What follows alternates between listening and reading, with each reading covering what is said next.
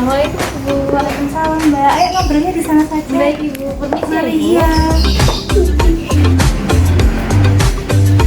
Assalamualaikum Ibu, selamat siang. Selamat siang Mbak. Sebelumnya perkenalkan saya Fahira Dina Ramadhani, mahasiswa dari Universitas Dr. Subandi. Kalau boleh tahu, ini dengan Ibu siapa? Saya dengan Ibu Indi. Oke, baik Ibu.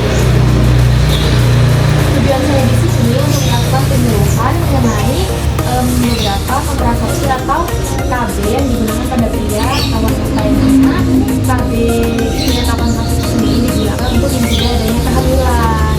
Mungkin membutuhkan waktu sekitar 15 menit Ibu. Ibu mau di sini atau di tempat lain? Di sini saja ya. Ya baik Ibu. Baik Ibu, kalau boleh tahu sekarang Ibu sudah memiliki putra dan putri berapa Ibu? Saya punya anak 2 sudah Mbak. Oh, anak 2 Ibu. Sebelumnya apakah Ibu ingin memiliki anak lagi? Oh enggak Mbak, sudah cukup 2 aja. Baik Ibu.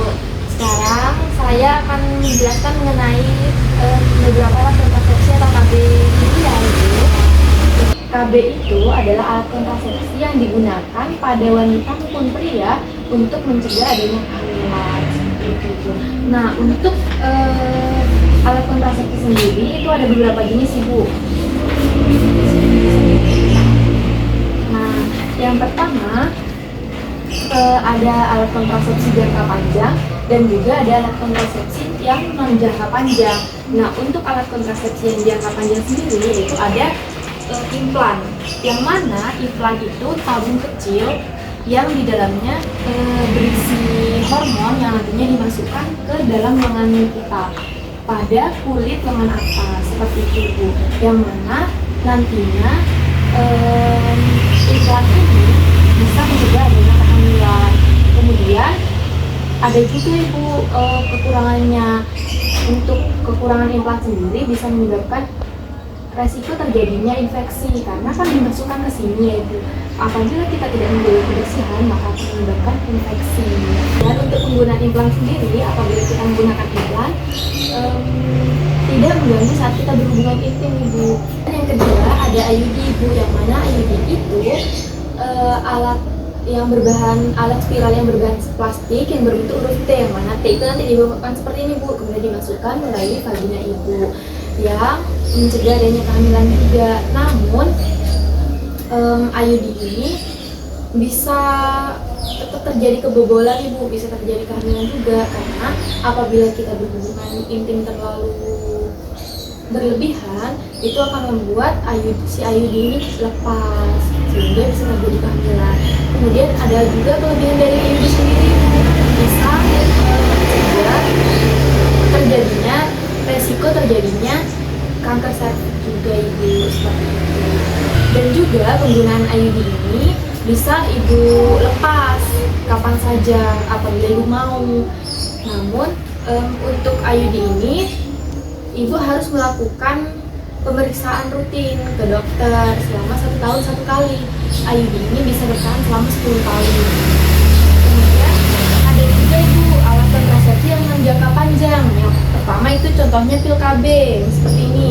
Nah, pil KB ini diminum atau dikonsumsi setiap hari di jam yang sama. Kalau Ibu mengonsumsinya setiap jam 9 malam, besok-besoknya Ibu harus mengonsumsi setiap jam 9 malam Ibu. Dan jangan sampai lupa. Namun penggunaan KB ini bisa menyebabkan jerawatan karena adanya perubahan hormon.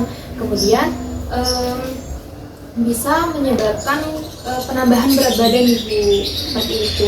Namun penggunaan si pil KB ini sangat praktis Ibu karena hanya diminum saja, jadi tidak mengganggu saat berhubungan intim. Selanjutnya ada suntik KB Ibu, yang mana suntik KB ini ada 2 macam, ada yang 1 bulan, ada yang 3 bulan sekali.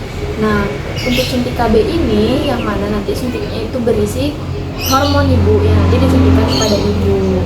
Namun untuk suntik KB ini ada beberapa kekurangannya Ibu, bisa menyebabkan penambahan berat badan dan juga menstruasinya menjadi tidak teratur seperti itu.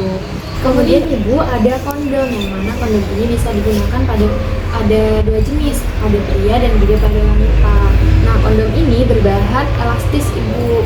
Namun Kondom ini juga bisa menyebabkan kehamilan ibu karena bisa terjadi perobekan pada kondomnya saat kita melakukan hubungan intim sehingga terjadi kebocoran sperma yang bisa masuk ke dalam rahim ibu sehingga terjadi kehamilan seperti itu ibu. Nah untuk yang terakhir ini ada metode kontrasepsi atau metode KB ini yang permanen ibu, yang mana dilakukan operasi pada pria atau bisa juga dilakukan operasi pada wanita. Untuk metode operasi pada wanita ini biasa disebut dengan tubektomi, yang mana nanti dilakukan pembedahan pada rahim ibu dan kemudian dilakukan penutupan pada tuba fallopi. Yang mana penutupan tuba fallopi itu mencegah adanya kehamilan pada ibu. Namun ini bersifat permanen ibu yang tidak bisa dikembalikan seperti semula, seperti itu ibu. Baik ibu, selanjutnya apa ada yang ingin ditanyakan? Ini mbak, saya ini kan ingin KB, tapi kan nggak tahu yang cocok buat saya itu gimana ya. Baik ibu, sekarang saya tanya apakah ibu memiliki riwayat penyakit? Enggak mbak, saya sehat-sehat aja. Hipertensi, atau tumor, Iya ibu, soalnya di sini untuk pemakaian KB ini ada beberapa kontraindikasi ibu, terutama untuk KB itu tidak boleh digunakan untuk wanita yang memiliki hipertensi dan juga ada beberapa alat kontrasepsi juga yang tidak boleh digunakan untuk wanita yang memiliki penyakit tumor, kanker cervix, seperti itu. Baik ibu, saya sarankan ibu menggunakan IUD. Selain IUD ini memiliki jangkauan panjang, juga memiliki tingkat efektivitas yang tinggi untuk mencegah adanya kehamilan seperti itu. Sebelumnya, apakah sudah cukup atau masih ada yang ingin ditanyakan lagi ibu? Sudah, terima kasih. Saya kalau begitu saya akhiri pertemuan pada hari ini. Terima kasih ibu sudah mendengarkan sikap penjelasan saya dan juga sudah bekerja sama dengan baik. Semoga bisa selalu dan keluarganya selalu bahagia. Baik ibu, saya izin pamit. Assalamualaikum.